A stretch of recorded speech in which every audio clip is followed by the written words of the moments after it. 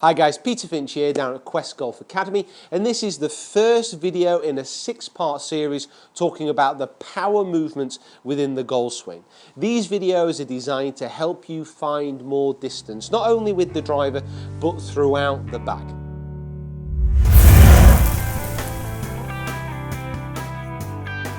Now before we even start these videos, I want to challenge you.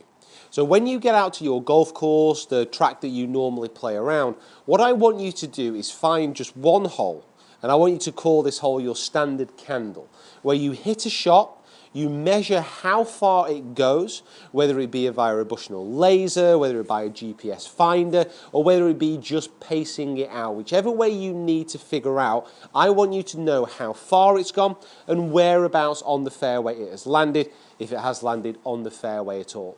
Then what I want you to do is use these videos to work at your swing, to train your power movements, and then continue to use that standard candle on that one hole to see if you can continue to push your distance further and see if you can push your accuracy further as well. Because I want you to be able to measure these results. This first video is all about setup. It's all about getting the good grip, the good posture, the good solid foundations that you will need to really power through the swing. Now that is not to say that you should just skip over this video, because the fact is if you want to build a powerful motion, you need your setup to be strong. You need your fundamentals to be very, very sturdy, because at the end of the day you should be, by the end of these videos, putting more energy through impact. And to do that, you're going to need more stability. Now, first things first, let's talk about grip, the fundamental controller of what's happening along with your wrist angles of the club face. Now, what I want you to do is I want you to work on this from a neutral grip standpoint, because the fact is you can grip a club very strongly, so with a very dominant left hand on top of the club and with the right hand very much underneath, which will have the effect of closing the club face down, and this can help you de-loft the club as you enter impact. But I don't want this video series to be hit it longer at all costs. There's no point in you becoming a longer hitter if you can no longer hit a fairway. So we are going to build these movements around a solid neutral grip.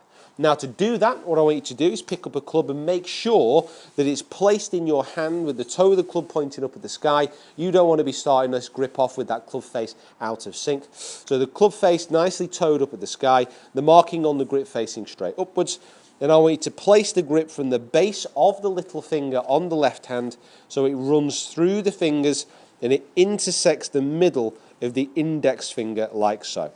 Then that left hand wraps over, and as you look down from this point, so you're looking down straight onto your hand, you want the V of the thumb and the forefinger pointing up towards your right shoulder, and you want to be seeing about 2.5 knuckles when you look down from this point.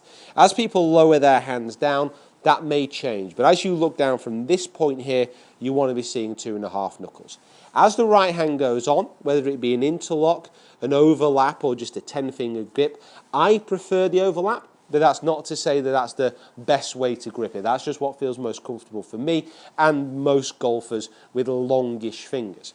What I'm going to do is I'm going to overlap that index finger and the second finger on my left hand with the little finger of my right hand, and just make sure that thumb sits in the lifeline of my right hand. So when I put my grip on, I can no longer see my left thumb from this view as well.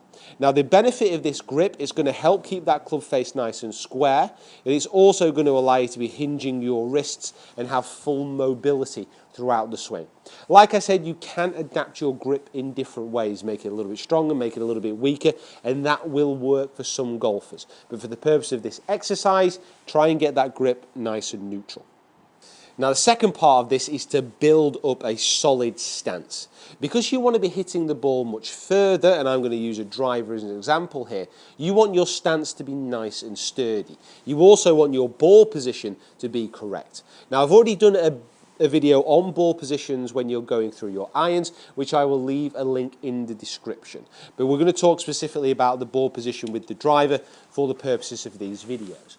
Now, when you're setting up to the driver and when you're building your stance around the driver, you need to make sure that it's wide enough to accommodate a big, powerful driver swing, but not so wide that you can't transfer your weight effectively. That means that your stance should be just outside shoulder width apart. Do not get vain about the size of your shoulders. I don't want to see anyone standing there with feet this far apart. That's not going to do you any favours. You need to be able to gauge correctly how far your shoulders are apart and gauge that in relation to ball position, because that's going to play an important role further on down the line during the swing. So, as you're getting set up and as you're trying to get that stance width correct, you want to be setting up to the ball, first of all, starting off with your feet together. A T which the end isn't broken, that would be very, very useful. Starting off with your feet together, pointing at the ball.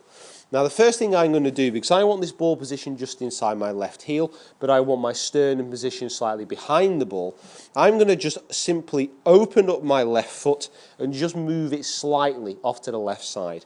Opening the left foot will allow me to turn my hips better through the ball. This is a key reason why setup is so important. Something so simple can make a massive difference later down the line. I'm then going to take a nice big step with my right foot, and I'm just going to try and make sure that my stance width here is just outside the width of my shoulders. Now I can see here that my sternum position is behind the ball. I know that my ball position is inside my left heel because of the way I've got set up, and from here I can settle down into my posture and make sure my other angles are correct. Now building up a nice strong posture is very, very key, because you're going to be putting a lot of strain and a lot of stress on your body as you try and pummel this ball out there.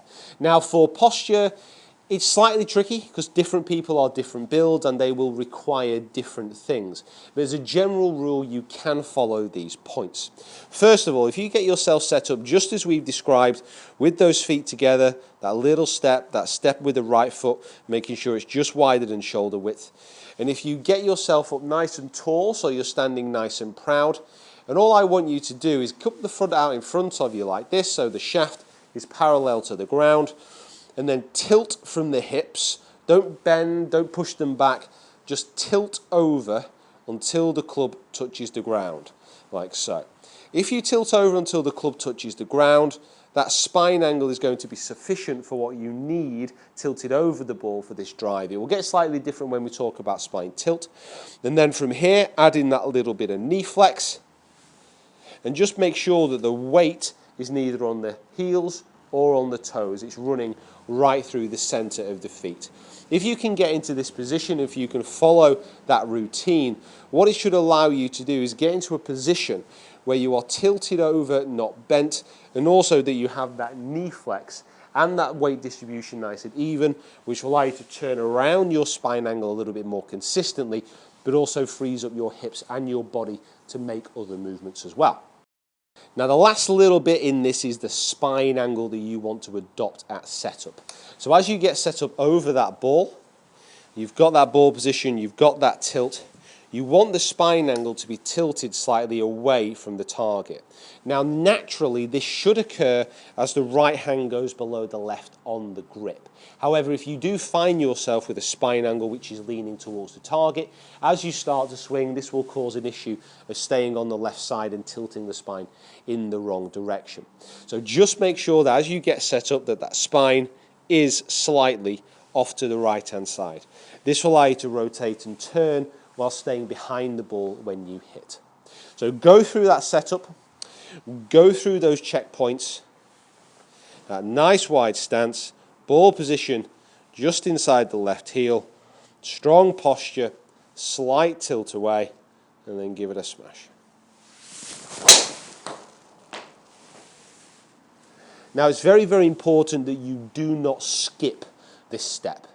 Don't just gloss over it and think, you know what, I can just move on to what he wants me to do within the swing. Please, please understand that this is an important part of actually being able to hit the ball a long way. So remember, make sure you get that standard candle out on the golf course, practice this first stage, and I'll see you here next time for the next part in this series. Thank you so, so much for watching. Please subscribe to the channel if you haven't already, and follow me on my other social media platforms, which are all linked in the description below. All right, guys, Thank you very much, and we'll see you next time.